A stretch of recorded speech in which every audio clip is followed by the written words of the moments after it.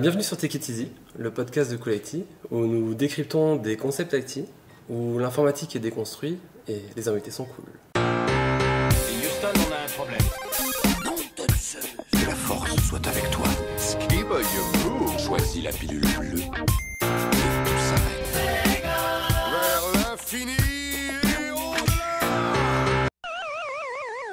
À la mise en place du Digital Services Act et du Digital Market Act en 2022, les régulateurs européens déclaraient « Ce qui est interdit dans la vie doit être interdit sur Internet », renforçant ainsi le contrôle des activités des fournisseurs de services digitaux. Mais qu'en est-il des internautes ? Sont-ils suffisamment sensibilisés ? Connaissent-ils leurs droits, leurs devoirs, les risques ? Avec Sophie Comte, Jennifer Albaz et Clémence Retailleau, on va explorer ce sujet et on échangera sur la solution de l'éducation au numérique. Dérivée de l'éducation aux médias, l'éducation au numérique est devenue le nouvel angle d'attaque des professionnels de la tech, pour sensibiliser les internautes de tout âge à des usages plus éthiques et citoyens. Comment vous allez ? Très bien, un peu chaud. Un peu chaud. Oui, il fait très chaud. 30 degrés, on n'a pas trop l'habitude, même s'il ne faut pas trop le dire du côté de Quimper, mais 30 degrés quand même c'est fort. Je vous propose d'ouvrir notre premier sujet avec notre première rubrique qui s'appelle la requête de tirage.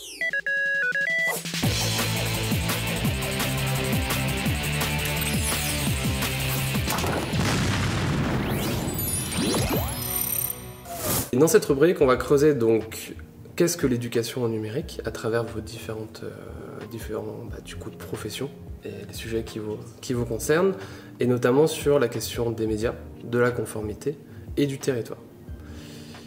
Pour débuter sur cette requête de tirage, Sophie Comte, est-ce que tu peux te présenter et nous dire quels sont pour toi les enjeux en termes d'éducation au numérique et ton rapport sur ce sujet ?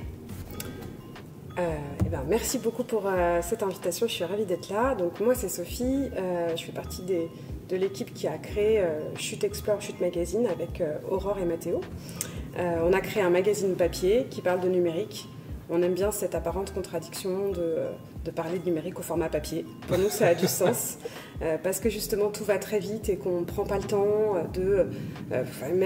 dès qu'on est sur Internet, voilà, on a de plus en plus de contenus qui sont très courts, qui nous invitent à scroller de l'un à l'autre, le fameux zapping qui est devenu la norme un peu aujourd'hui sur les réseaux sociaux.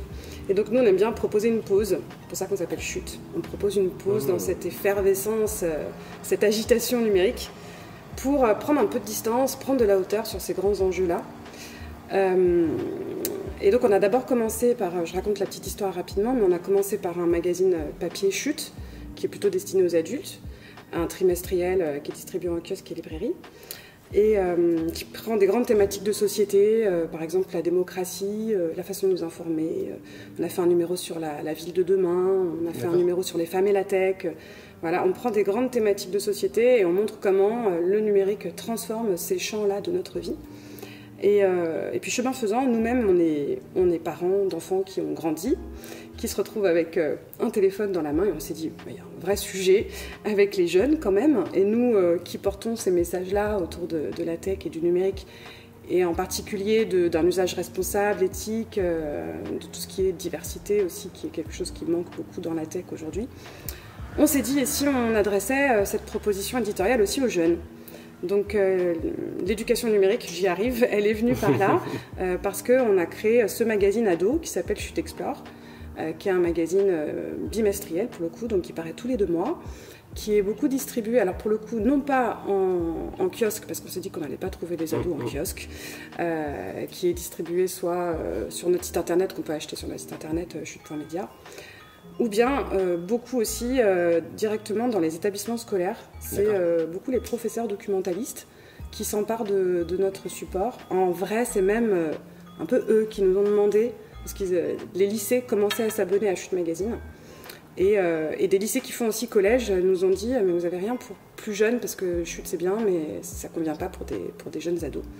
Donc c'est aussi pour ça qu'on l'a créé, et aujourd'hui on est beaucoup distribué dans les collèges aussi. Et donc les professeurs s'en emparent pour animer, pour l'utiliser comme ressource pour leurs cours d'éducation aux médias et à l'information. Et donc là, j'arrive à l'éducation numérique C'est vrai qu'après, on a pris conscience de cette importance-là d'amener ce sujet aux plus jeunes, et pas seulement juste avec un média, mais aussi avec des actions de terrain. Parce que voilà, le numérique arrive de plus en plus jeune aussi, de plus en plus tôt dans la vie des jeunes, que la moyenne d'âge pour le premier téléphone portable aujourd'hui c'est 9 ans et 9 mois. Alors selon les études, ça peut aller plutôt à 11 ans, mais sinon c'est plutôt 9 ans. Voilà. Bon, en tout cas, clairement il se passe quelque chose en 6e. Dès l'arrivée, l'entrée en 6e, il y a parce que c'est le début de l'autonomie, les parents peuvent facilement équiper leurs enfants d'un téléphone portable, et là arrive tout ce qui va après, WhatsApp, etc., les réseaux sociaux. Donc voilà, peut-être que je vais un peu loin dans Non, c'est très bien. l'idée, mais... Quand tu dis la moyenne d'âge c'est 9 ans et demi, donc on est d'accord que là c'est même pas la 6e, c'est juste Non, avant. c'est même plus tôt. C'est encore plus tôt. Et c'est même, alors Jennifer pourra aussi en parler très bien, parce qu'on a vu ça ensemble plusieurs fois, mais quand on a fait des ateliers ensemble, il y a des jeunes qui sont sur des réseaux sociaux en CM1, notamment sur X, où là on les attend pas forcément, c'est assez surprenant, mais ouais, c'est de plus en plus tôt aussi. Et alors, il faut sortir un peu du cliché du digital native qui connaîtrait tout. Non, ils connaissent pas forcément, mais les réseaux sociaux, oui. Et ils savent assez tôt comment y aller. Et, voilà. Oui, surtout la question du digital native, ça c'est un autre sujet, mais c'est un peu un mythe auprès des jeunes, comme quoi ils seraient plus à l'aise sur les réseaux, sur l'usage de l'informatique. Ce qui, nous on l'a déjà rencontré au sein de l'agence, c'est pas forcément le cas. C'est pas parce qu'on est avec un téléphone dans la main qu'en fait on sait l'utiliser. Savoir utiliser un outil et après juste savoir utiliser quelques applications, c'est deux choses complètement différentes. Exactement. Ce qui m'amène du coup vers toi, Jennifer Elbaz. Bienvenue. Est-ce que du coup tu peux également te présenter et présenter ton activité et également les enjeux, c'est quoi ton rapport aux enjeux de la formation et d'éducation au numérique? Je suis chargée de mission éducation au numérique à la CNIL, la Commission nationale de l'informatique et des libertés. Et donc mon travail consiste aussi bien à déterminer les messages, donc à médiatiser la doctrine de la CNIL finalement, et choisir les médiums en fonction des publics cibles, que à mettre en place des partenariats avec des réseaux de médiation, des réseaux de diffusion en fait de l'éducation au numérique. Et donc l'éducation au numérique à la CNIL, c'est un sujet qui occupe la CNIL presque depuis ses débuts. On a même eu un site CNIL Junior avec des contenus exprès pour les enfants. Ouais. En 2013, on a considéré qu'il était important, l'éducation au numérique, c'était un sujet de société dont le politique aussi devait s'emparer, et donc en fait on a monté un collectif, le collectif EduCNUM, qui regroupe un certain nombre d'entités non-profit qui œuvrent à une éducation au numérique à tous les âges de la vie, pour pouvoir présenter un dossier pour être grande cause nationale. Et donc depuis presque toujours en fait on s'adresse à tous les publics, puisqu'on a des droits sur nos données personnelles à partir du moment où l'on est et pendant toute notre vie. Donc c'est important de comprendre ce dont il est question, de comprendre les droits que l'on a, comment les exercer, et de comprendre l'environnement numérique qui, effectivement, comme tu le disais, évolue sans cesse. Et ce qui sans cesse évolue également sont les interactions et les forces en puissance en réalité. Et quand on est internaute, on s'en rend pas forcément compte. On s'en rend pas forcément compte quand on est adulte, et encore moins quand on est enfant, quand on n'a pas eu de moyens d'information là-dessus. Donc en fait l'information des publics, c'est un moyen de s'émanciper aussi, et d'adhérer de manière libre et consentie. C'est ça qui est important pour nous. C'est de faire en sorte que les gens comprennent ce dont il est question. C'est un petit peu de matérialiser Internet, ce qui ne l'est pas en fait. Donc, et la carte Un océan des données permet aux enfants de comprendre que les données ne circulent pas magiquement. En fait, il y a bien des câbles souterrains, sous-marins, des satellites qui transmettent les informations. Il y a une matérialité, il y a plein de choses que l'on ne nomme pas, comme les émotions, comme le rapport aux autres. Enfin bref, donc voilà, on essaye de matérialiser un petit peu tous ces éléments. D'accord. On reviendra sur cette question de la matérialisation, parce que je trouve le sujet extrêmement intéressant. Juste tout à l'heure, tu parlais de force en présence. Tu parles quoi? Quand tu parles de force, c'est des forces dans cette terminologie étatique vis-à-vis des entreprises qui dirigent différentes applications. Qu'est-ce que... Oui, c'est une somme de tout cela. C'est-à-dire que quand on est internaute, quand on s'inscrit sur un service en ligne, est-ce qu'on sait bien avec qui on est en train de signer un contrat? Oui. Est-ce qu'on a bien compris les termes, les conditions générales d'utilisation? Les a-t-on lus? Les a-t-on compris? Est-ce qu'on adhère de manière libre et éclairée? Clémence Retailleau. Oui. Est-ce que tu peux également te présenter et présenter ton activité et également ton rapport au sujet de l'éducation numérique? Oui, déjà merci beaucoup de m'accueillir sur ce podcast. Donc moi je m'appelle Clémence Retailleau, je travaille à la Technopole Quimper-Cornouailles. Donc je vais commencer par cette partie-là de mon activité. La Technopole c'est donc une association. L'objectif c'est d'accompagner l'innovation sur les territoires, donc le développement économique des territoires par le biais de l'innovation. Les technopoles, il y en a un peu partout et en Bretagne, les technopoles sont fédérées en réseau, le réseau des 7 technopoles de Bretagne. Et donc on travaille autour de l'innovation, soit pour des entreprises qui sont en création, donc la création de start-up, ou alors pour des plus grosses entreprises qui auraient des projets d'innovation, des projets R&D, etc. Donc ça c'est la première partie. Et la seconde partie, donc ma mission c'est donc chargée de mission French Tech Brest-Bretagne Ouest. La Technopole de Quimper avec celle de Brest et celle de Lannion porte la capitale French Tech Brest-Bretagne Ouest. C'est long à dire mais c'est bien le nom entier. Et donc par le biais de ce projet-là, on anime la pointe bretonne autour des sujets de l'entrepreneuriat et plus globalement du numérique. Voilà, et donc ces missions font que je suis en contact avec des publics très variés pour acculturer le territoire aux enjeux de l'entrepreneuriat et du numérique. Et parmi les personnes, les entrepreneurs que vous rencontrez, parce que typiquement nous on est en Finistère, on sait que l'un des gros sujets en termes d'entrepreneuriat, de création, c'est beaucoup lié au maritime ou à l'agriculture. Par rapport aux entrepreneurs que tu rencontres, c'est principalement des personnes de ce secteur ou tu en as quand même qui viennent un petit peu du milieu du numérique? Alors on a, historiquement à Quimper, c'est une technopole qui accompagne beaucoup de projets dans l'innovation maritime et agroalimentaire. Donc c'est quand même assez présent. Mais depuis quelques temps, on a de plus en plus de projets autour du numérique. Des sujets très variés, avec des profils tech ou non qui souhaitent mener des projets numériques. Donc oui, ça commence à arriver. Je pense que le positionnement d'une French Tech à la pointe bretonne permet aussi de faire parler de ces sujets de numérique. On a des programmes d'accompagnement à l'émergence de projets tech, donc ça permet aussi d'apporter du numérique dans les projets d'innovation à la pointe bretonne. Donc des sujets qui commencent à se développer. Oui, et même d'ailleurs dans l'innovation maritime et agroalimentaire, la verticale elle est très présente, même dans des projets numériques. C'est vrai qu'on en rencontre de plus en plus qui en fait développent souvent c'est des technologies mais dédiées à ces secteurs. Oui, c'est ça. Sur des sujets de maintenance. Oui, ça peut être de la maintenance. Là avec l'IA, on a pas mal de choses pour par exemple dans les élevages agricoles, piloter les bâtiments, etc. Dans le maritime, j'ai pas forcément d'exemple en tête, mais on a plein de choses. Si par exemple des bouées connectées pour les ports de plaisance, on a aussi une solution qui fait de l'IA pour aider les ports de plaisance à mieux piloter la gestion de leurs espaces. Enfin, voilà. Même dans les verticales historiques du territoire, on retrouve du numérique. On reviendra du coup sur la question de comment vous faites pour accompagner ces entrepreneurs qui parfois ont une idée qui est très terrain, pas forcément sensibilisés aux enjeux du numérique, mais ils savent à peu près ce qu'ils veulent faire. Oui. Et comment vous pouvez vous les éduquer par rapport à ça? Avec plaisir. Je me retourne vers toi, Sophie.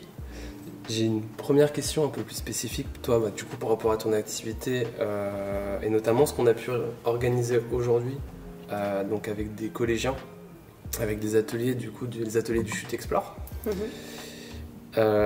Fen et Jody m'ont parlé quand ils m'ont parlé en fait de ces ateliers, elles me disaient que pour toi, c'est une évolution de l'éducation aux médias destinée aux ados. Exactement. Est-ce que tu peux m'en dire plus ? Tout à fait. On propose des ateliers donc, d'éducation au numérique. Alors, ma définition à moi d'éducation au numérique, c'est de l'éducation aux médias et à l'information qui existe déjà, c'est-à-dire apprendre aux jeunes à s'informer en ligne, savoir déjouer des fake news, identifier des deepfakes, voilà. Mais ce sujet-là aujourd'hui, alors c'était déjà un sujet avant Internet, mais aujourd'hui il est encore plus présent, on le sait, de plus en plus, tout le temps. Et l'éducation au numérique englobe ça, ce champ-là de l'éducation aux médias et à l'information, mais élargit un peu plus le spectre avec des connaissances qu'on apporte sur, par exemple, le fonctionnement des algorithmes. C'est quoi l'économie de l'attention? Pour nous, ça nous paraît hyper important d'apprendre aux jeunes ce que c'est que l'économie de l'attention. Mais c'est pas que ça, ça va être aussi les sensibiliser à l'impact des réseaux sociaux en termes de santé mentale. Ça va être aussi parler de compétences numériques qui peuvent être, de façon positive, là pour le coup, un vrai atout pour son métier de demain. Enfin, on sait qu'aujourd'hui, il y a énormément de métiers qui se développent et que c'est très varié et qu'il y a une méconnaissance aussi de tous ces métiers dans le numérique. Et que ça peut être une compétence en plus à rajouter, mais peut-être mise au service d'une cause, etc. On les sensibilise à la citoyenneté numérique. C'est aussi ça, l'éducation numérique, c'est comment avoir des comportements bienveillants en ligne, comment exercer sa citoyenneté numérique, ça existe vraiment, ça, je pense que tu peux en parler aussi encore mieux. Donc pour nous, l'éducation numérique, c'est tout ça. Et c'est ce qu'on propose avec nos ateliers exploration numérique qu'on a fait aujourd'hui chez vous. Et merci beaucoup de nous avoir accueillis. On a proposé en fait à des classes de collège, donc là c'était des 6e, de venir autour de grandes cartes qu'on a créées. Donc c'est des genres de hors-série de notre magazine ado qui sont des grandes cartes, des cartes imaginaires, mais ancrées dans le réel évidemment. Et justement, donc une des cartes qu'on a faites est une carte qu'on a faite avec la CNIL, qui s'appelle Un océan de données. Mais on a aussi fait l'archipel de la tech. Donc là, on a plutôt des îlots, l'île du Kiff, le territoire de la terre de la pardon, je cherche la terre du recyclage. Bref, on aime bien, ça nous amuse beaucoup nous chez Chute d'imaginer tous ces lieux. Je sais pas, il y a le tourbillon du cyberharcèlement. Il y a aussi des choses qui peuvent passer beaucoup de temps à chercher les. On a le Kraken dans la carte l'océan des données et donc on s'amuse comme ça par l'imaginaire. C'est juste un prétexte pour amener de la discussion avec les jeunes autour de ces sujets. Donc on leur propose de pointer ce qu'ils voient sur la carte, ce qui va attirer leur attention, et à partir de là on crée des échanges, et notamment avec l'une des cartes on leur propose ensuite de dessiner leur propre carte du numérique. Sur la base de leur expérience. Voilà, ils ont eu l'occasion de découvrir une carte, et notamment avec l'archipel de la tech par exemple, on leur dit maintenant, dessine ta carte du numérique. Donc ils vont dessiner plusieurs îles, plus ou moins grandes, en fonction du temps passé. Donc il peut y avoir l'île de Pronote, il peut y avoir l'île du divertissement, et puis après on leur propose de rentrer un peu plus en profondeur. Qu'est-ce qu'il y a dans l'île du divertissement? Ça leur permet de questionner leurs usages, d'amener encore une fois de la discussion sur ces sujets-là, et ensuite les élèves sont invités à présenter leur carte du numérique, et ils repartent tous avec un exemplaire de la carte. On a aussi les routes du numérique, une carte qu'on a faite avec le ministère de l'Éducation nationale qui est plutôt autour de la citoyenneté numérique. D'accord. On a une carte sur les émotions qu'on n'a pas faite aujourd'hui, mais qu'on propose aussi parfois, qu'on a faite avec la collectivité européenne d'Alsace. Et là, c'est aussi ce que tu évoquais tout à l'heure, la place des émotions en ligne. Les algorithmes jouent aussi avec nos émotions, et c'est important de les verbaliser. Ils adorent parler de leurs émotions, ça aussi c'est un super. Ils arrivent à s'ouvrir facilement sur... Quand ils sont plus jeunes, ouais. Quand ils sont en 6e, 5e, ils ont vraiment envie de participer. D'accord. 4e, 3e, c'est un peu plus difficile. Mais 6e, 5e, ça marche bien.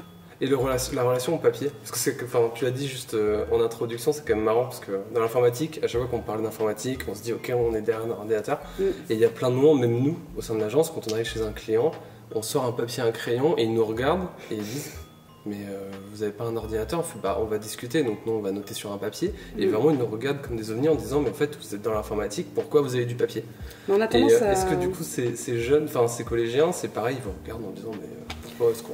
Non, on n'a pas vraiment ce genre de retour, mais c'est vrai, je partage complètement ce que tu expliques là, c'est que souvent, en fait, on oppose les deux mondes. Et c'est problématique. On parle beaucoup même dans tous les termes qu'on utilise, enfin, de dématérialisation, alors qu'en fait, il y a des choses très matérielles derrière ça. On oppose la vie réelle, enfin, in real life, comme on dit, à la vie en ligne. Comme si, et justement, c'est problématique parce qu'on a tendance à penser, du coup, que ce qui se passe en ligne serait moins important que ce qui se passe dans la vraie vie. On utilise vraie vie quand même. Alors que c'est aussi une vraie vie en ligne. Et donc, le travail, enfin, justement, c'est aussi pour ça qu'on propose ce magazine papier, c'est pour montrer... alors, les deux mondes ne s'opposent pas, ils vont ensemble. Tout à fait. Ils se poursuivent. Il y a des choses qui commencent souvent, le harcèlement, par exemple, en classe, car un des sujets aussi qu'on aborde au travers de nos cartes, c'est d'abord du harcèlement qui devient du cyberharcèlement, qui est une extension, en fait, de ce qui se passe déjà dans la classe. Et donc souvent, il faut aussi, pour résoudre des problématiques de cyberharcèlement, aller voir ce qui se passe dans la classe. WhatsApp étant le lieu parfait du cyberharcèlement. Et qui, souvent, en fait, maintenant, dans les classes de collège, il y a le groupe de la classe. Et alors là, c'est la catastrophe. Enfin, souvent, ce que j'entends... Le groupe, il crée un groupe WhatsApp, le groupe de la classe. Et donc, dessus, tu peux avoir plein de messages horribles. Enfin, ils se lâchent complètement. Et parce que peut-être ça manque de modération, parce qu'il n'y a pas quelqu'un, un adulte, qui est là aussi pour... alors que dans la classe, il y a un prof, voilà. Et la question se pose après de moi, je ne suis pas dans le groupe de la classe, ou bien tu y vas, et puis là, tu peux être victime d'harcèlement. Enfin, je l'ai vu aussi dans mon entourage, des messages horribles sur WhatsApp.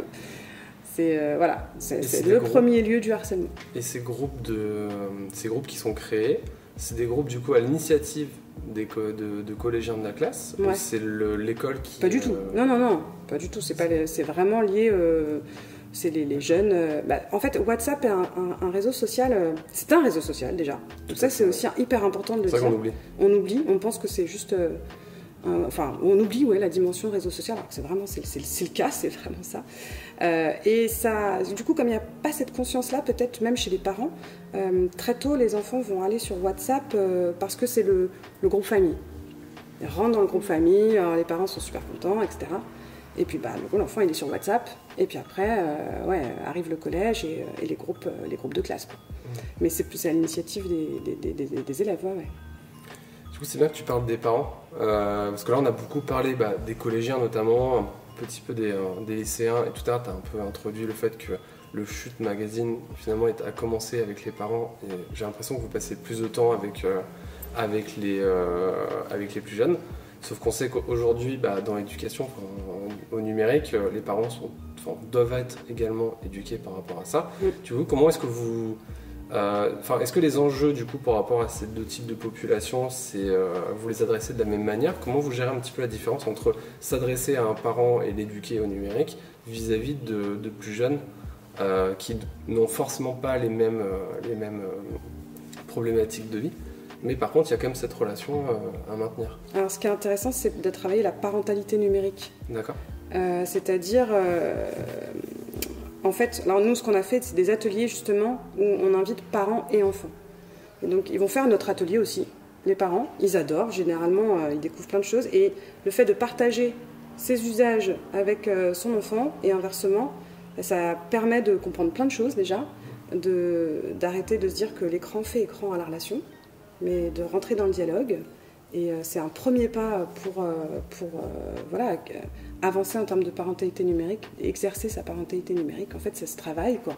Et c'est vrai que souvent, les parents peuvent se sentir un peu dépassés par tout ça. Enfin, nous-mêmes, effectivement, on n'a pas reçu d'éducation au numérique. Et donc, on se retrouve un peu... je parle en tant que parent aussi, un peu dépassé parce qu'en fait, il y a une forme de pression sociale qui s'exerce sur les parents. Quand les enfants commencent à être tous équipés d'un téléphone portable, si toi, en tant que parent, tu veux pas, tu exclus aussi ton enfant des autres. Et donc, c'est pas évident aujourd'hui parce qu'il y a une majorité. Et donc, toi, les parents qui veulent pas se retrouvent un petit peu à côté. Et, voilà. Donc, pourquoi je disais ça? Le fait est que voilà, les parents se retrouvent avec des enfants qui ont des téléphones à la maison. Ils ont accepté un peu parce que pression sociale et qu'ils trouvent une bonne excuse en disant oui mais bon c'est l'autonomie, maintenant ils rentrent tout seuls du collège, ils se donnent une bonne excuse quelque part et en fait après voilà, les réseaux sociaux etc. et qu'est-ce que je fais avec ça, et puis des disputes, toujours mon enfant est en train de scroller, l'idée aussi selon laquelle les enfants feraient que des trucs pas intéressants en ligne et donc ça accentue ce cliché de l'ado écervelé qui serait là à scroller sur TikTok et à faire que des trucs. Un cliché qui persiste de génération en génération. Voilà, oui. C'est le cliché du jeune, voilà, du jeune idiot, et ça alimente ça en fait. Et donc ça crée, ce que je disais tout à l'heure, ça fait écran, c'est-à-dire on est là à se disputer avec les enfants. Alors il y a maintenant heureusement des contrôles parentaux qui existent, des applications qui permettent qui nous accompagnent, mais c'est pas suffisant. Il faut aussi adresser tous ces enjeux-là aux parents, et c'est encore assez nouveau, je pense. La parentalité numérique, il manque encore de choses. Il y a tout à construire, quoi, selon moi. Après, je sais pas, peut-être que vous voyez d'autres choses, mais nous, on se dit en tout cas qu'il y a vraiment quelque chose à faire aujourd'hui, où il faut réunir les deux, en fait. Il faut faire en sorte de créer du dialogue là-dessus. Pour lever certaines barrières, pour se rendre compte qu'en fait, oui, bon, certainement, ils vont aussi sur TikTok et tout, mais ils font aussi des choses très créatives. Il y a plein de créateurs et de créatrices de contenu aujourd'hui qui font un travail formidable d'information, qui les rendent accessibles, parce qu'il y a de la pédagogie. Enfin, ça peut être un peu plus sympa parfois que d'écouter un prof, de rester pendant 1 heure voilà, en classe, parce que c'est bien fait, parce que c'est dans l'air du temps, et qu'on apprend plein de choses aussi comme ça. Donc c'est aussi à nous de montrer toutes ces belles ressources qui existent, de les mettre en avant. Et voilà, pour moi, il y a un vrai enjeu, en tout cas aujourd'hui, autour de la parentalité numérique. Et typiquement, Jennifer, toi par exemple, si tu te disais tout à l'heure que tu avais 2 enfants, tu rencontres les mêmes problématiques avec sur les mêmes sujets. Il n'y a pas de... Oui, bien sûr, évidemment. Alors après, je triche un peu parce que c'est mon travail. Oui, mais alors on sait que parfois les cordonniers sont les plus mal chaussés. Mais bon, exactement, comme tout le monde, je vis exactement la même chose que tout le monde. On s'est rendu compte qu'il y avait un enjeu là, à la fin juste avant les années 2020, parce que la mise en place du RGPD en 2018 a changé des choses pour les mineurs, dans la mesure où l'article 8 consacre des droits numériques aux mineurs. Et donc on a mené des travaux à la CNIL pour comprendre, pour voir un petit peu comment les enfants pourraient être informés de leurs droits et comment ils pourraient les exercer. Comment les entreprises qui proposent des services numériques pourront se mettre en conformité par rapport aux mineurs. Et donc on a mené un certain nombre d'actions de recherche, et on s'est rendu compte avant 2020 que les enfants étaient très connectés sur Internet, à l'abri du regard de leurs parents, parce que les enfants nous expliquaient qu'ils étaient présents en interaction sur Internet, alors que les parents nous expliquaient « Ah non, moi mon enfant il n'est pas vraiment sur Internet ». Donc on a vu qu'il y avait un fossé entre les perceptions et les actions. C'est pour ça qu'on a commencé par créer des ressources un petit peu en urgence en réalité. C'était pour nous le plus important, c'est de commencer à informer les enfants dès l'âge de 8 ans justement. Donc on a toute une campagne qui s'appelle Tous en prudence sur Internet, qui permet d'informer les enfants à partir du CE2 jusqu'au CM2 avec des dessins animés, un jeu de cartes, un livret pour les enseignants, un livret pour les parents. Dans le livret pour les parents, on a mis des amorces de sujets de discussion, parce qu'effectivement c'est plutôt un sujet de discorde que de concorde. Et on reste sur la question du temps d'écran, mais on ne demande jamais aux enfants ce qu'ils font en ligne. Or, ils apprennent aussi des choses. Et donc, comme il n'y a pas de moyen comme il n'y a pas de discussion, il n'y a pas d'information. Et pour nous, ça semblait important d'essayer de créer du lien pour créer des espaces d'information. On s'est rendu compte aussi que le sujet n'était pas abordé non plus en classe, pour des raisons matérielles et de temps, et d'information des enseignants. Donc c'est pour ça qu'on a aussi créé des ressources pour les enseignants, pour créer cette forme de continuum éducatif en réalité sur la question du numérique qui n'existe pas. Il y a un défaut d'information générale en fait sur le numérique à tous les niveaux de la population. Et donc on a commencé par les enfants, les primaires, et puis ensuite on a continué avec les adolescents, raison pour laquelle on a travaillé avec Chute sur l'océan des données, la carte, et un livret aussi pour accompagner les parents et les enseignants. Et puis on vient de publier un manga qui s'adresse directement aux adolescents sur un médium qu'ils connaissent bien et des thématiques qui sont celles de leur quotidien. Ouais, que vous venez de sortir il y a quelques semaines, donc par rapport à la date du podcast, j'ai vu que c'était mi-juin, faut que je le lise, ça manque. Et donc par rapport à tout ça, en fait on se rend compte que la CNIL, et en plus tu parlais d'EduCNUM, donc juste déjà pour bien resituer, quelle est la relation entre la CNIL et EduCNUM? Est-ce que EduCNUM c'est une initiative de la CNIL ou c'est plutôt une autre entité c'est quoi la relation entre les deux? En fait, EduCNUM c'est une initiative de quelques acteurs du numérique dont la CNIL. D'accord. Et la CNIL a aidé à structurer en fait ce collectif, mais c'est un collectif qui n'est pas du tout... c'est un collectif qui est indépendant de la CNIL en réalité. D'accord, ok. Mais qui est sur les questions d'éducation numérique et avec des entités qui partagent les mêmes valeurs et la même vision de l'éducation numérique justement. Et là, en fait, tu as listé plein de choses que vous faites à la CNIL. Moi, j'avoue personnellement, quand j'ai découvert ce que tu réalisais en termes de travail, moi, en tant que professionnel, la CNIL, je le connais en termes de conformité, en termes d'obligations juridiques, mais je ne connaissais pas du tout toutes les actions que vous réalisez. Mais toi, tes missions, donc, concrètement, c'est quoi? Enfin, est-ce que tu peux nous donner un petit peu le... Eh bien donc, production des ressources pédagogiques. D'accord. Mais les ressources pédagogiques, elles s'adressent aux enfants comme aux adultes, comme aux seniors. Diffusion, stratégie de diffusion et diffusion des ressources. Intervention dans les classes, par exemple là sur un podcast. Donc intervention, sensibilisation. Et puis, oui, voilà, c'est ça mon travail en fait.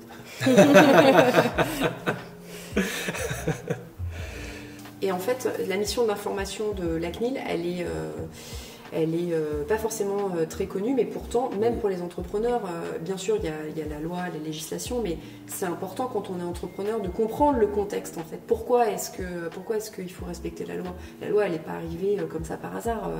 Elle est là parce que c'est lié à l'histoire de la France, à l'histoire mondiale, c'est lié aux enjeux de citoyenneté, de liberté en fait des citoyens. La loi, elle est là pour protéger les libertés des citoyens. Et les entrepreneurs ont une responsabilité légale, mais morale aussi. Quand ils collectent des données personnelles, ils ont une responsabilité de faire en sorte qu'elles ne vont pas partir dans la nature et qu'elles ne vont pas servir des intérêts malveillants. C'est pas un petit sujet en réalité. Et du coup, c'est de cette logique-là que tout à l'heure tu disais que finalement les sujets d'éducation, en fait, depuis la création de la CNIL, en fait, c'est quelque chose que vous avez depuis le départ intégré, qui finalement, je pense que c'est quelque chose qui s'est développé à travers le temps et que vous avez renforcé de plus en plus. Et en gros, la place entre les obligations de conformité, etc., au sein de la CNIL, du coup, cette notion d'éducation, c'est quelque chose sur lequel vous travaillez de plus en plus et vous renforcez en fait votre présence là-dessus. On renforce, oui, tout à fait. En fait, on vient de créer un service de sensibilisation des publics qui n'existait pas avant, en effet, qui est dans la direction des relations avec les publics, puisque dans cette direction, on est la porte d'entrée de la CNIL, c'est-à-dire que les gens nous appellent tous les jours, donc on a une plateforme de réception des appels. On a des collègues qui répondent au téléphone tous les jours pour des questions diverses et variées liées aux données personnelles et la vie privée. On récupère aussi les courriers, les demandes écrites. Donc on est la porte d'entrée et nous, sur le service sensibilisation, on va vers les publics. On est en fait le dernier kilomètre finalement qui va transmettre la doctrine aux différents publics. Et quand tu dis ces gens, ça peut être à la fois des professionnels, mais également des particuliers. Oui, tout à fait. Vous avez un peu de... Mais à la CNIL, on est 290 et les 2/3 de l'effectif sont sur la conformité. Plus des 2/3 de l'effectif sont sur la conformité. Donc la mission régalienne, elle reste la mission liée à la conformité, au traitement des plaintes et au contrôle. Mais nous, notre direction, elle a un vrai enjeu de parler avec les publics. Et donc vous êtes formé à parler des publics, à les sensibiliser, ça fait partie de toutes les personnes qui travaillent à la CNIL quand ils sont amenés à discuter et à échanger. Dans notre direction, bien sûr. Et Je me retourne vers toi Clémence. Est-ce que du coup c'est des choses, vous êtes amené à discuter un peu avec la CNIL par rapport aux enjeux auxquels vous êtes confrontés? Nous, et je me dis que peut-être qu'on devrait le faire plus, de sensibiliser les entrepreneurs qui sont accompagnés à ces enjeux, à ces enjeux-là de la donnée en fait. Voilà. On l'a fait. Je ne l'ai pas trop dit tout à l'heure, mais une de nos grosses missions, donc, il y a l'accompagnement des entrepreneurs. Et moi, ma mission principale, ça va être plutôt de la sensibilisation, de l'événementiel, etc. On a fait des choses avec des professionnels du RGPD, etc., pour essayer de sensibiliser les entreprises du territoire à ces enjeux-là. Mais je pense qu'il faut le faire régulièrement parce que je pense que sur le sujet du RGPD, j'ai l'impression que les gens s'en saisissent de temps en temps, mais qu'il n'y a pas vraiment de continuité dans l'appropriation de ce sujet. Donc je me dis que ce serait bien qu'on le fasse plus régulièrement aussi, donc ça me donne des idées. On vous mettra en relation pour pouvoir puisser en discuter. Tu parlais de sensibilisation, est-ce que tu peux nous en parler un peu plus de qu'est-ce que vous faites en termes lié à l'éducation numérique, oui, notamment par rapport aux entrepreneurs et sur la question de la sensibilisation, quelles sont les actions que vous mettez en place, qu'est-ce que vous faites? Ouais, donc on fait pas mal de choses sur ce sujet-là. Moi, c'est vraiment ma mission. Il y a deux grands axes, on va dire. Il y a des gros événements qu'on fait chaque année. Voilà, donc je vais en citer quelques-uns. Par exemple, là, à venir au mois de juillet, donc ce sera passé quand le podcast sortira. Mais on fait les High Days, donc c'est une journée et demie de conférences, tables rondes, démos sur le sujet de l'IA, comme son nom l'indique. Et là, c'est vraiment la mission de sensibiliser les entreprises du territoire aux pratiques, comment ils pourraient intégrer de l'IA dans leurs entreprises sur des sujets très variés, mais aussi de sensibiliser aux enjeux qui entourent ces usages. Donc des enjeux éthiques, d'écologie, etc. Parce que c'est important pour nous de parler aussi des enjeux qui entourent l'usage de l'IA par exemple. On fait des choses sur le numérique responsable avec un événement qui s'appelle Impact Day. Là c'est vraiment parler de ce qu'on ne voit pas mais qui est pourtant présent, c'est le côté matérialité dont vous parliez tout à l'heure. Donc on a décidé de lancer un événement là-dessus qui fonctionne bien, qui revient tous les ans. Et puis le dernier dont moi je m'occupe particulièrement, c'est Femmes et Numérique. Donc c'est un événement annuel qui a lieu à Quimper au mois de novembre. Et là c'est de la sensibilisation pour favoriser la place des femmes dans les métiers de la tech parce qu'elles sont peu nombreuses et notamment sur les métiers vraiment techniques. Donc il y a un enjeu de sensibilisation sur ce sujet. Et le levier principal qu'on a sur Femmes et Numérique, c'est le levier de la reconversion professionnelle. Donc nous on s'adresse particulièrement à cette cible-là. C'est un événement qu'on co-organise notamment avec une école et puis avec la CCI, donc ça a du sens de faire travailler ces acteurs sur ces sujets. Donc c'est la sensibilisation sur ces gros événements et puis c'est aussi tout au long de l'année puisque donc la French Tech a des lieux totems dans les 3 villes qui portent le projet, donc à Quimper, à Brest et à Lannion, dans lequel on organise régulièrement des ateliers de sensibilisation, des tables rondes sur des sujets très variés. Moi, c'est beaucoup sur les sujets du numérique, donc la cybersécurité, l'IA beaucoup. Ça devrait être un peu plus sur les sujets d'RGPD peut-être. Mais on fait des choses très variées. Pour des publics variés également, donc ça va être des porteurs de projets, entrepreneurs, ça peut être des personnes qui travaillent en entreprise sur le territoire.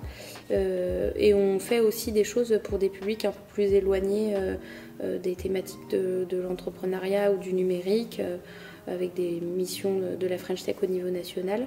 Et puis chaque année, moi j'anime une session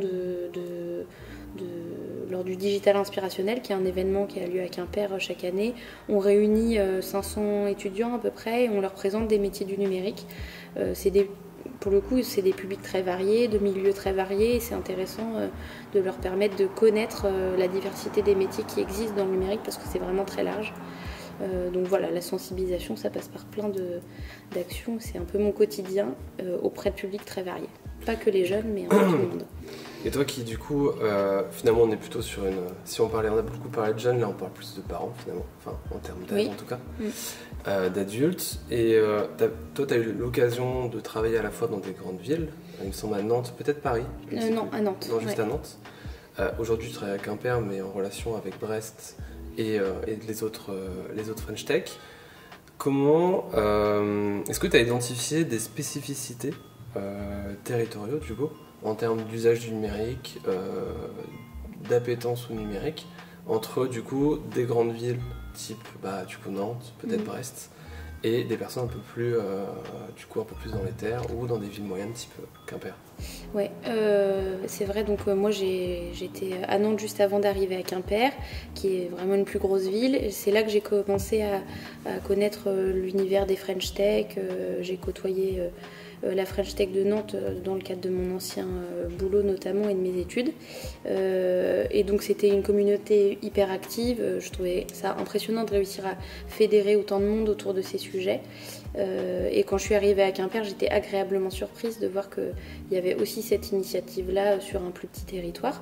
Donc déjà, c'est chouette que ça puisse exister. Et je pense que c'est assez important. Et oui, il y a des différences. Je pense que dans des grosses métropoles, type Nantes, Paris évidemment, ça va plus vite. L'appropriation des sujets, je pense qu'il y a un effet de rebond. Ça arrive un peu plus tardivement chez nous. Donc nous, notre mission, c'est d'essayer de suivre les sujets d'actualité, de les proposer sur le territoire. Ça marche pas toujours. Parfois, il y a un peu moins de... les gens se les approprient un peu moins ou alors ça leur paraît peut-être un peu éloigné de leur quotidien. En ce moment, le contexte est un peu tendu dans les entreprises, donc on sent que certains ont un peu plus de mal à s'intéresser à des sujets très tech, alors qu'ils ont des enjeux très concrets de faire rentrer de l'argent dans leurs entreprises. Mais nous, on veut quand même continuer cette mission-là de sensibilisation parce que ça sert toujours à quelqu'un et à quelques-uns. Et donc voilà, c'est important que ça continue. Oui, il y a un peu un décalage, mais voilà, on essaie quand même d'amener les sujets, d'être à la page comme on peut.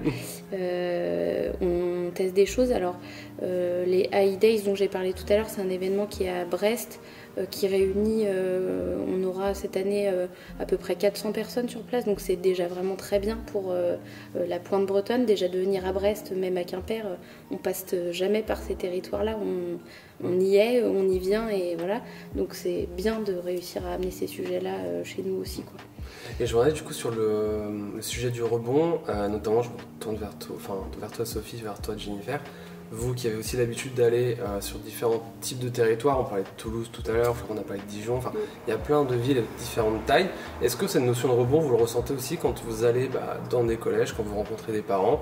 Est-ce que vous voyez aussi cet effet de rebond entre des grandes villes type Paris? Bon, Paris c'est vraiment la grosse métropole tentaculaire, mais après il y a d'autres grandes villes comme Lyon, comme Nantes et autres. Est-ce que vous le ressentez aussi et du coup vous adaptez la manière dont vous amenez les actions au coup de terrain?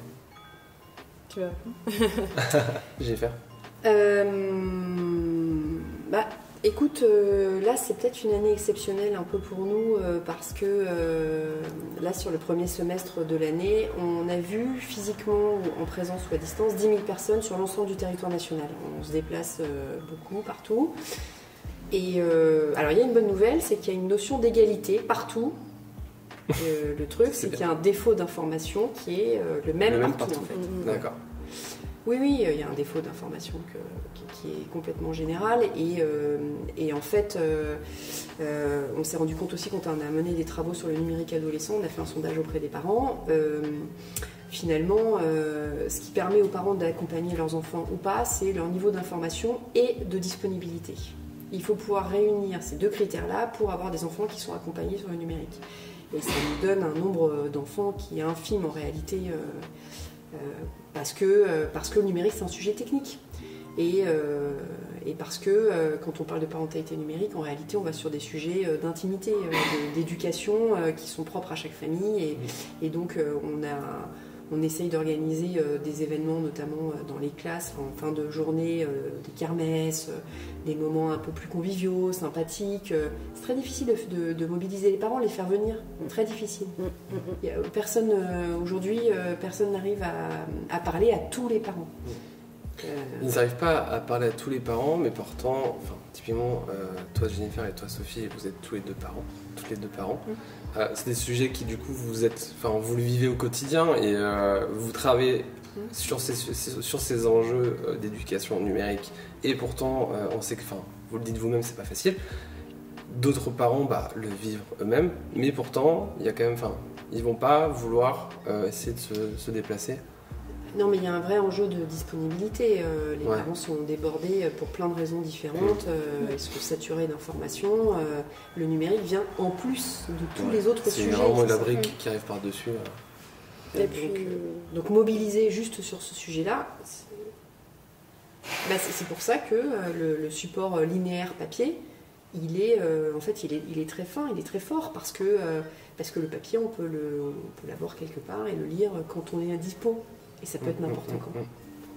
C'est vrai aussi que les parents ont beaucoup de mal. Alors, il y a des actions qui sont réalisées dans les collèges, dans les établissements scolaires. Et faire venir des parents après les cours dans un établissement scolaire, clairement, ça ne marche pas. Parce qu'il y en a pour partie de parents qui ont peut-être un mauvais souvenir du collège, qui n'ont pas envie. Les parents ne viennent pas au collège. Ils viennent à l'école primaire, mais ils ne viennent pas au collège. Donc on ne peut pas les trouver là. Donc il faut trouver, c'est toute une réflexion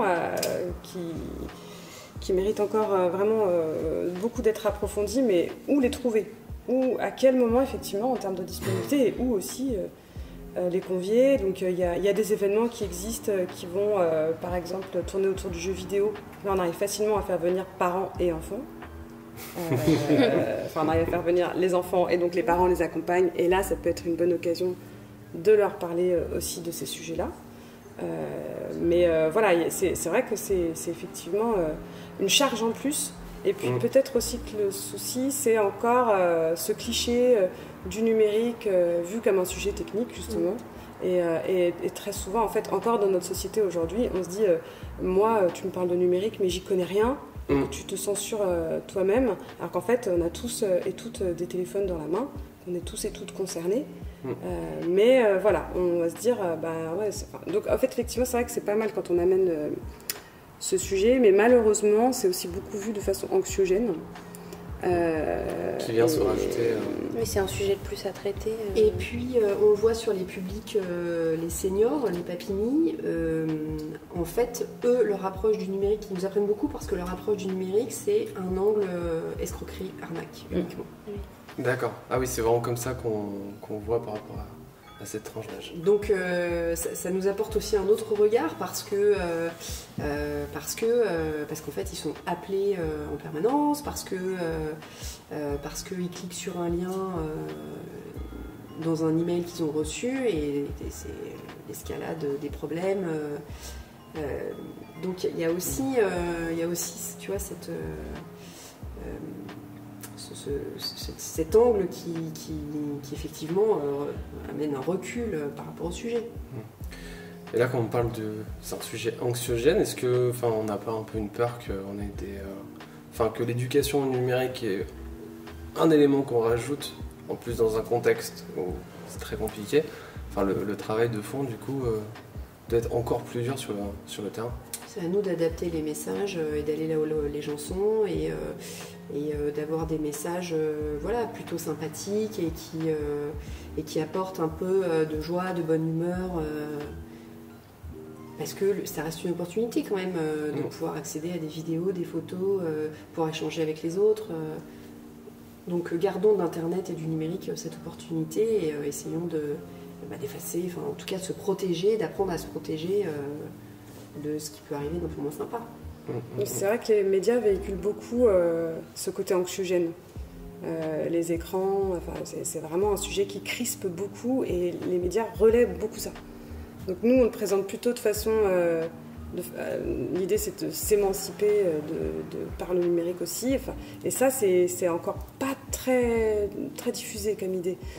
C'est ce qu'on essaye de faire avec Chute quand tu parles Voilà, on a fait des magazines colorés, plutôt joyeux. Ça ne nous empêche pas de pointer les dérives et les choses qui ne vont pas, hein. Mais d'essayer de montrer autre chose que ce qu'on voit tout le temps. Et malheureusement, c'est vrai que c'est pas tellement ce qu'on entend avec des discours soit technophobes ou tout l'inverse, mais c'est plutôt aujourd'hui beaucoup de peur. Et ça, voilà, aujourd'hui, il y a aussi tout un discours actuellement qui parle d'interdiction. Alors récemment, là, c'est interdiction des écrans au moins de 3 ans, interdiction des réseaux sociaux au moins de 15 ans, interdiction des téléphones portables dans les collèges. C'est des annonces là, qui ont été faites, mais la question de l'éducation, on n'entend pas beaucoup. Évidemment, c'est une question plus complexe. Quand on parle d'éducation, c'est peut-être facile de parler d'interdiction, et ça, c'est peut-être un peu réactionnaire quelque part. Enfin, on attend ça pour se dire enfin, oui, on trouve des solutions. En fait, c'est pas du tout suffisant. Il faut absolument accompagner. Peut-être qu'il faut interdire. Je dis pas qu'il faut pas le faire, mais derrière, il faut amener de l'accompagnement, du savoir, de la connaissance, parce que si on interdit des réseaux sociaux au moins de 15 ans, pourquoi pas? Mais après 15 ans, ça va pas changer le problème en fait. On va se retrouver avec les mêmes, le même fonctionnement de scroll, voilà, des vidéos TikTok qui poussent à la dépression. Enfin, ça va pas changer. Et on peut aussi bien retomber dans les mêmes travers qu'on a 12 ans que 15. Donc s'il n'y a pas l'éducation derrière, c'est vraiment trop faible comme action. Mais ce que tu pointes là, l'accompagnement et l'éducation numérique avec un accompagnement humain, c'est justement miser sur l'humain. Donc c'est un choix politique en réalité de décider qu'on va dédier des heures d'accompagnement, de médiation auprès des enfants pour les éduquer. Donc ça pourrait être un levier non négligeable. Miser sur l'humain. Et puis il y a aussi un levier avec les entrepreneurs qui pourraient être très transparents sur la façon dont ils travaillent sur leurs données et leur philosophie, leurs valeurs. En fait, ce qu'on voit aussi auprès des publics et des publics adultes, c'est qu'il y a un besoin de transparence parce que les gens sont prêts à faire confiance aussi si on leur explique les choses. Donc il y a un vrai levier sans nul doute.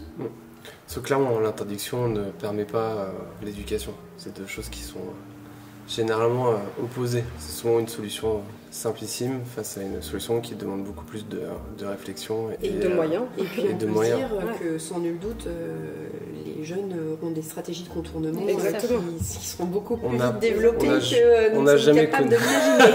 Voilà. Ils contournent déjà... On ne connaît pas une interdiction où on n'a pas à chaque fois une solution de contournement. Il n'existe aucune interdiction et sur n'importe quel sujet, ça n'existe pas. Mais du coup, si on résume un peu tout ça, on se dit que l'éducation, clairement, c'est un sujet de toute façon de longue haleine qui prend du temps. Comme on l'a dit, c'est qu'il faut réussir à apporter de la positivité dans un monde de plus en plus anxiogène sur des sujets qui en rajoutent. Et on créer du débat, et créer de la discussion, et la communication. Et pas de la polarisation de c'est oui, c'est non, c'est... Maintenant, on apprend à débattre, on discute, et c'est en discutant qu'on va trouver des solutions, qu'on va faire avancer le sujet. Nous tous, en fait. Mais ça me fait penser, avec l'essor de l'IA qu'on vit là depuis quelques temps, il y a eu cet effet de peur qui était très très très présente en fait, parce que ça transforme les emplois. Qu'est-ce qu'on va devenir? Je vais perdre mon emploi ou alors mes missions seront complètement changées. Les entrepreneurs aussi, ça pose question. Et donc c'est là où il faut continuer le travail de sensibiliser, de parler de ces sujets pour éviter que ce soit une crispation et que ce soit bloquant, quoi. Il vaut mieux en parler, je pense. Continuer tous les travaux de sensibilisation qu'on fait. Oui, c'est un travail à réussir à maintenir et après de compter sur les moyens qui sont mis à disposition et c'est souvent ce qui contraint tout ça. Je vous propose qu'on passe sur la rubrique suivante, le CTRL-Z.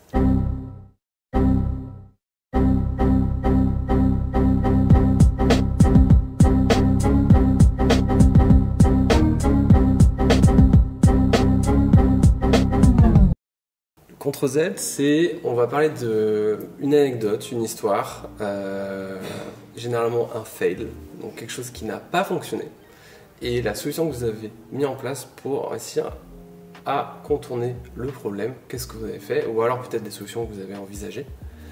Et est-ce que vous avez des anecdotes, des histoires à raconter par rapport à ces enjeux d'éducation numérique, peut-être des sujets terrain? Tu te lances? Je peux y aller, allez. Donc moi je pense à une action qui est portée au niveau national par la French Tech qui s'appelle French Tech Tremplin. C'est un super programme. L'objectif c'est de favoriser l'entrepreneuriat auprès de publics qui en sont éloignés. Donc c'est un programme qui est accessible sur des critères de résidence, donc pour des personnes qui habitent dans des quartiers prioritaires de la ville ou dans des zones de revitalisation rurale, ou alors sur des critères sociaux. Et donc ce programme permet un accompagnement avec des professionnels pour structurer le projet et puis également des moyens financiers pour pouvoir lancer son projet, ce qui est très utile. Pour créer une entreprise, il faut de l'argent et pas mal, donc c'est un super programme. On porte ce programme-là sur l'ensemble du territoire français. Partout où il y a des French Tech, il existe. Et nous ici, à la Pointe Bretonne, on a un petit peu du mal à le faire fonctionner parce qu'on n'est pas tout à fait en contact avec ces publics tout au long de l'année. On les contacte de manière très ponctuelle quand on a les appels à candidature, mais du coup ils connaissent pas nos actions, ils savent pas vraiment qui on est, ça prend pas.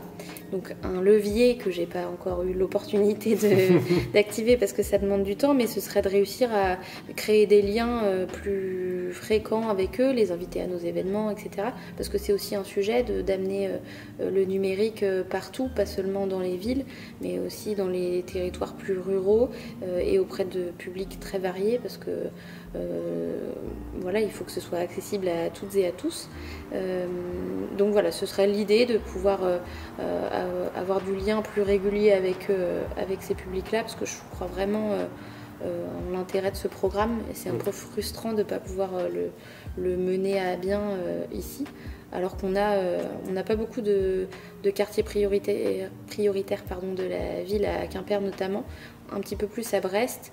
Par contre, des zones de revitalisation rurale, on en a, des personnes qui touchent le RSA, on en a, donc il n'y a pas de raison qu'on n'arrive pas à les toucher, il faut juste être proche d'eux régulièrement, quoi, je pense. Et quand tu dis proche d'eux, c'est vraiment physiquement? Physiquement, on pense au c'est ça. numérique, mais là, et puis en plus, je dis les inviter à nos événements, mais c'est facile, quand je réfléchis à ce que je dis, c'est facile de le dire parce que c'est pas évident de se déplacer sur les événements, c'est déjà une démarche de venir, il y a souvent du monde, c'est pas forcément notre milieu, donc ce serait plutôt à nous de se déplacer et puis d'aller présenter nos actions et de dire qu'on est disponible pour les accompagner, quoi. Surtout que tu parlais de disponibilité, mais en fait, même un événement qui peut avoir lieu à 18h, à 19h, 20h, il y a des personnes qui travaillent, qui sont pas forcément disponibles, qui ont des enfants. Il y a tout un contexte qui est compliqué à gérer et c'est tout à chacun. Malgré, c'est pas la non-volonté de la personne, parfois c'est juste que cette disponibilité, comme tu le dis. Et il faut pouvoir se déplacer, être véhiculé, enfin voilà, il y a plein de contraintes que nous, moi peut-être dans mon quotidien je n'identifie pas parce que voilà, mais c'est important de les prendre en compte pour permettre de faire fonctionner ce programme, mais plus largement de permettre à ces personnes d'avoir accès à l'entrepreneuriat et à la tech. Merci Clémence. Est-ce que l'une d'entre vous a une anecdote, un fail? Oui, alors nous il y a certains ateliers où ça a été plus difficile que d'autres, et je pense notamment à des ateliers où on a eu plutôt des 4e, 3e. D'accord. Et là, pour nous, c'est un public où c'est un peu plus difficile.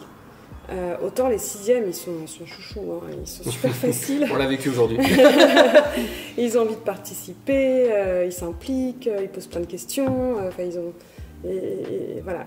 Mais les 4e, 3e, alors je ne veux pas non plus les stigmatiser, mais on en a eu certains et certaines qui avaient tendance à se renfermer complètement sur eux-mêmes, à pas du tout s'intéresser, limite à mettre leur tête dans leurs bras là, et comme s'ils dormaient. Ils sont certainement fatigués aussi, hein, mais c'est vrai que c'était plus compliqué d'arriver à les intéresser au sujet, qui pourtant en plus les concerne beaucoup, hein, parce qu'ils utilisent leur téléphone, etc. on n'arrive pas avec des cours de maths, quoi. C'est pas le truc qui est censé être un peu plus fun, normalement. rébarbatif, voilà, mais pour autant, ça peut être parfois un peu difficile, ouais. Après, la solution, je l'ai pas, mais peut-être que toi, tu l'as.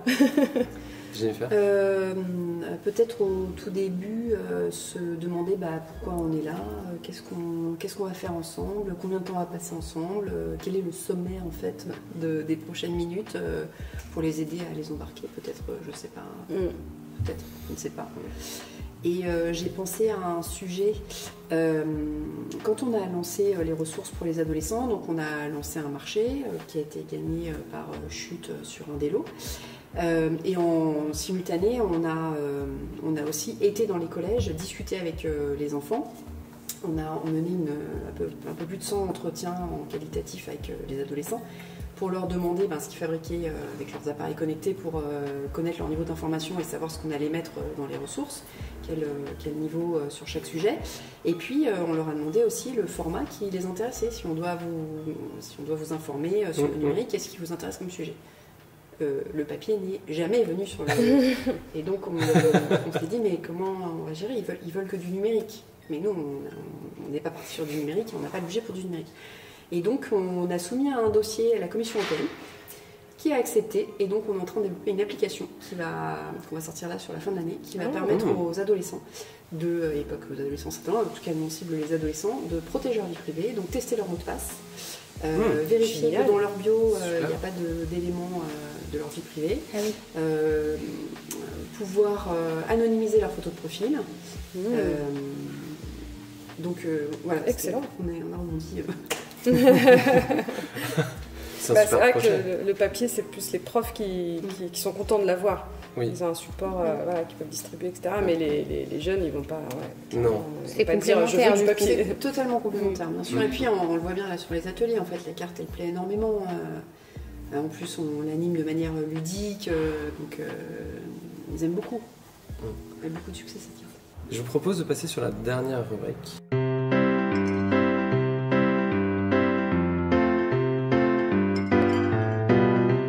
Là, c'est la side quest. C'est est-ce que vous avez des contenus à recommander, à aller voir pour les personnes du coup qui écouteraient ce podcast. Donc c'est des liens après que nous on repartagera derrière.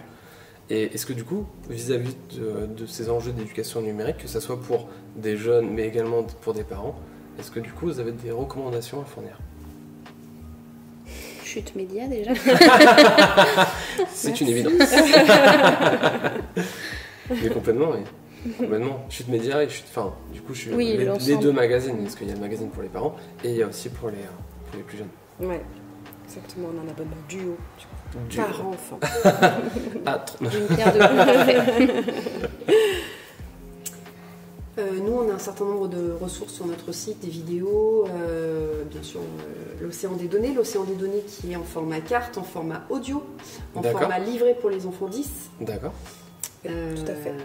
Un livret pour les parents, les enseignants, un manga, donc ça c'est pour les adolescents, bientôt une application Fantomap qu'on fait en partenariat avec nos homologues européens. L'application va sortir cette année en France. Ça sort sur tout le territoire. Magnifique. Tout le territoire européen. On a une infolettre, on communique beaucoup sur LinkedIn, donc des informations par rapport à la conformité, mais pas seulement, des sujets d'information aussi. Bien et fourni. on est à la disposition des publics. Et toi Clémence? Ressources, déjà, nous, il y a tous les événements qu'on va proposer, donc ça se retrouve sur nos sites internet, etc. Mais plus globalement, sur l'entrepreneuriat numérique, il existe beaucoup de podcasts, il y en a qui sont très connus, Génération Do It Yourself par exemple, c'est très connu, mais c'est des formats longs qui permettent de parcourir un peu le parcours global de l'entreprise, donc c'est plutôt intéressant. Après, moi, je m'informe aussi pas mal sur les verticales sur lesquelles je travaille, donc notamment la parité. Voilà. Donc, je me suis notée, on a travaillé l'année dernière lors de Femmes et Numérique avec le laboratoire de l'égalité qui est à Paris sur le sujet des biais de représentativité dans les IA. C'est aussi un sujet d'éducation qui est hyper important à amener. Ils ont un guide sur de bonnes pratiques sur ce sujet-là, donc donc je trouve que c'est une ressource intéressante. Toujours sur ces sujets de diversité, je pense à Diversity Days aussi qui fait des contenus intéressants. Voilà. Et puis après sur les territoires, un bon moyen aussi de s'informer sur les sujets du numérique, etc. c'est les formats de fresques.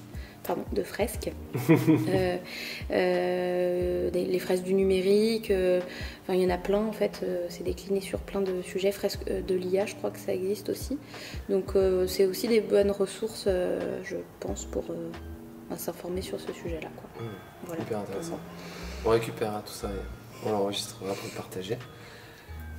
On conclut ce podcast. Donc déjà merci à toutes les trois d'avoir répondu aux différentes questions. C'était hyper intéressant. J'avais plein d'autres questions, mais on n'a pas assez de temps en 1 heure et demie pour tout aborder. Est-ce que vous avez quelques actus quand même à partager en ce mois de juin? Des actus Moi j'en ai eu. On vient de sortir notre premier livre qui s'appelle l'Atlas de la Tech. D'accord. Donc c'est un livre qui réunit les cartes dont on a parlé, là, mais d'autres aussi, qui a un format enrichi, beau livre, donc avec une belle couverture épaisse. Okay. Un livre de 150 pages pour les familles, pour explorer la tech en famille de 7 à 107 ans. Voilà comment on présente le magazine. Enfin, le magazine. Non, ce n'est pas un magazine. Un livre, voilà. Donc, on a lancé Chute Édition très récemment. On est en train de faire un financement participatif sur Ulule qui sera certainement plus à jour au moment où le podcast sortira. Mais voilà, et ça sera disponible en librairie à la rentrée. Et donc dans les grandes librairies et également dans les relais en gare. Et sur notre site internet. Sur le site internet, j'avais posé la question. Ouais. Donc on mise toujours sur le papier, on explore un autre format. Il faut garder le papier, c'est important. Merci Sophie. Le tome 1 du manga pour les adolescents, en français, en anglais. Et une ressource pour les médiateurs pour s'emparer de nos sujets en 1, 2, 3 séances, comme on le souhaite, selon les formats à disposition. Trop bien, j'ai hâte de lire ça aussi. Merci Jennifer. Alors de mon côté des actualités, donc j'ai parlé des High Days mais qui seront passés à la sortie du podcast. Donc l'événement le plus proche ce sera Femmes et Numérique le 20 novembre à Quimper, donc c'est un jeudi, c'est un événement sur toute la journée. La matinée est consacrée à des tables rondes, des conférences, des pitch métiers aussi pour montrer des parcours de femmes qui travaillent dans la tech, c'est important. Et l'après-midi on propose plutôt des formats plus longs avec des ateliers pratiques. Il y a des stands avec des entreprises qui recrutent, les partenaires de l'emploi et des associations comme Codawen par exemple, que vous pourrez retrouver sur l'événement. Donc voilà, ce sera notre prochain événement à la rentrée. Donc n'hésitez pas à venir. Voilà, merci Clémence, et en plus Cool IT sera présent sur cet événement sur le coup. Comme ça fait quelques années que vous y êtes, vous êtes des fidèles. Sur cet événement, donc merci à toutes. Merci beaucoup pour ce sujet extrêmement intéressant et pas assez d'1 heure et demie pour en parler de plein de choses. On n'a pas parlé de cyberharcèlement, mais il y a tout un sujet en plus là-dessus qu'on aurait pu aborder, et j'avais beaucoup de questions. N'hésitez pas à liker, partager, commenter. C'est notre deuxième enregistrement, et surtout restez cool.